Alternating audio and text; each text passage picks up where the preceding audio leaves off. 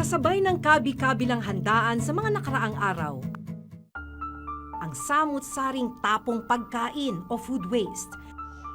Pero para kay Lola Corazon, 61 taong gulang, biyaya ang hatid nito. Sa loob ng 4 na taon, paghahanap ng tira-tirang pagkain mula sa iba't ibang fast food at restaurant ang naging kabuhayan nila.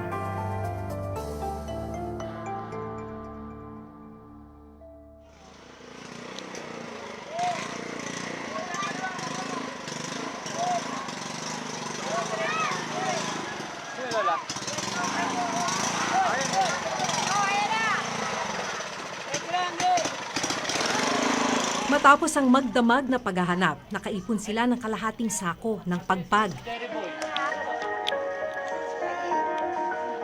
Hindi pa man siya nakararating sa bahay, sinalubong na siya ng apong si Jerry Boy, 11 taong gulang. Pagdating sa bahay, agad binuksan ni Jerry Boy ang sako ng pagpag. Pero kumakain talaga sila niyan, Nay. Dahil sa gutom sa umagang yon, hindi na nagawang hugasan ni Jerry Boy ang mga tirang pagkain, gaya ng pritong manok. Kumain din pati iba pa nilang kalaro. Ano naman nakita ng malinis. Kaya kahit anong kakain din. Paano malalaman kung malinis, kung pwede pang kainin? May ibang panis. Amoy naman yun talaga. Pag di mapanis, kain yun. Ano yun? So yan, yung mga napilian nyo na, yung pwede pa. Oo. Pag sa'y medyo panis-panis na, hindi namin sali, ilagay pa sa awa. Kaya patay-patay ng katawang mong trabaho para lang makabigay ko sa mga apo. Mag-iisip talaga ng saan-saan mong kaya lang mapipilitan mong trabaho ay para mayroon akong ibabigay. Kaya sa kanila, mga magulang, kaya man rin sila. Ayaw man talaga nila manghingi. Kaya dito man talaga sa akin.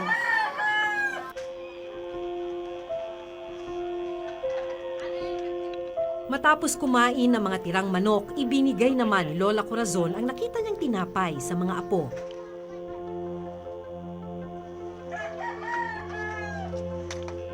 Pero makikita sa lagayan ng tinapay na expired na ang mga ito. Yan man ko makabasa kay maliit naman hindi ko makakita. Kasi kung di po pwede maasim, hindi ko ito maasim, matamis man. Kaya bulit pa.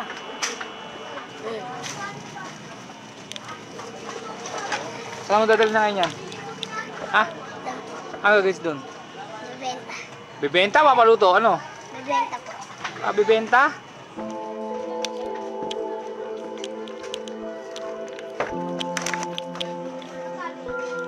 Ang mga hindi nakaing pagpag, dinala naman ni Jerry Boy sa tindera ng lutong pagpag na si Annabel Lazaro.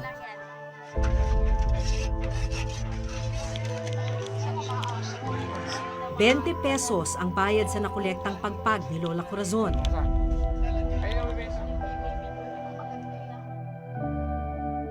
Agad nang inihanda ni Annabel ang lulutuin. Ano yung mga luto ginagawa niyo? Yan, prito, kalderita lang. Nauugasan pa kasi ng mabuti yan eh.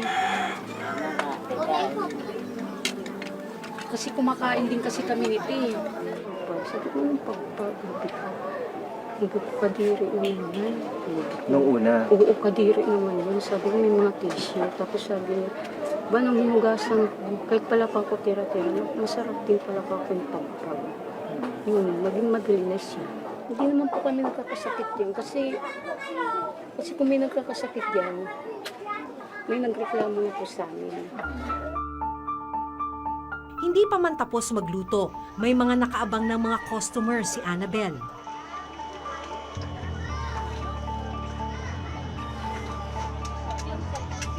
Ang pagpag kanina, naging kaldereta, adobo at inasal. Kano? 10, 20, 15. Ano lang po, wala hindi po para-paraso. Tansyahan lang. Marami po ibili. Marami naman po. Mura kasi tinda ko eh. Dinadayo kasi yung tinda ko. Diba, masarap yung pagpag eh. Para sa akin kasi, aminin ko masarap to. Talaga. Pero po hindi na po ako nagdalawang isip at saka nag-inarte. Tsaka wala naman siya epekto sa tiyan ko eh. Kung magbuhay ako sobrang linis, kunting dumi lang baka mamatay na ako. Ano lang? Dalawang kanin. Bumili rin si Jerry Boy ng 10 pisong halaga ng adobong pagpag. Ito na ang magsisilbi nilang pananghalian.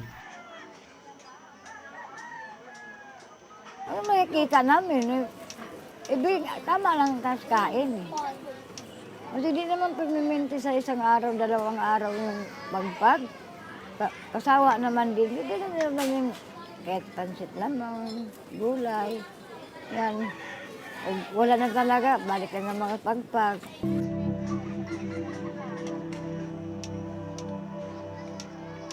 Sa dami ng mga nagugutom, katulad ni Jerry Boy, nakababahala ang problema ng food waste sa Pilipinas. Nangyayari ito mula sa production hanggang sa consumption ng pagkain. Sa Benguet, halimbawa, na itinuturing na vegetable basket ng Pilipinas, toneladang gulay ang itinatapon matapos hindi makapasa sa quality control. Ang ibang gulay, nabubulok naman dahil sa kakulangan ng storage facility. Kasi sa production level pa nga, mas marami pa siguro yung losses natin doon na hindi natin naaaral pa, no? Kagaya ng ating rice, sa pag-harvest pa lang ng rice, meron na tayong losses. Dahil sa manual or mechanization or non-modernized equipment, maraming losses. Sa datos naman ng Food and Nutrition Research Institute o FNRI, noong 2015, umabot sa 1,212 metric tons ng bigas ang wasted o nasayang. Katumbas ito ng 24,240 na sako o kaban ng nasasayang na bigas kada araw. Sa isang pag-aaral, umabot sa 1,717 metric tons ng plate waste o yung itinapong tirang pagkain noong 2015. Katumbas ito ng 95 na dump truck ng plate waste kada araw. Para parehong masolusyonan ang problema ng food waste at dumaraming bilang ng mga nagugutom, ipinanukala sa Senado at Kamara ang Bill on Reducing Food Waste through Food Donation and Food Waste Recycling o Food Waste Reduction Act. Layo nito na maibigay ang mga surplus food ng iba't ibang kumpanya sa mga tinatawag na food insecure o mga taong walang sapat na makain. Sa ilalim ng panukala, ang mismong may-ari ng establishmento ang pipili at maghihiwalay sa mga pagkaing pwede pang kainin. Kapag nasiguro ng ligtas ang mga pagkain, saka pa lang ito ibibigay sa mga accredited na food bank na tinukoy ng DSWD. Sa ngayon, nakabinbin pa rin ang 2 bersyon ng Food Waste Reduction Act sa Kongreso.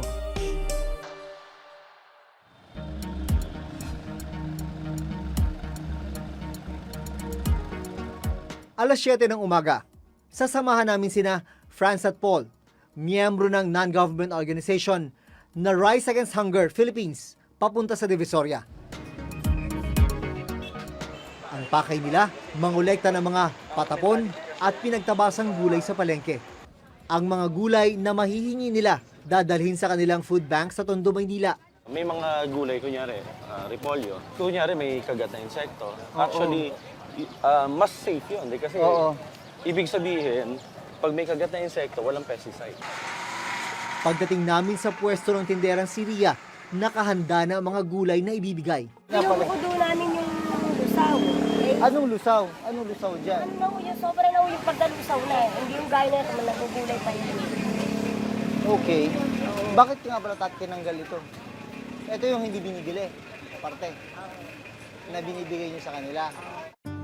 Habang nasa pwesto kami ni Ria, sunod-sunod na ang nagbigay kina Franz at Paul ng kanilang mga pinagtabasang gulay at vegetable trimmings. 3 malalaking plastic ng gulay ang naipon. Idiniretso nila sa food bank ang mga nakuhang gulay.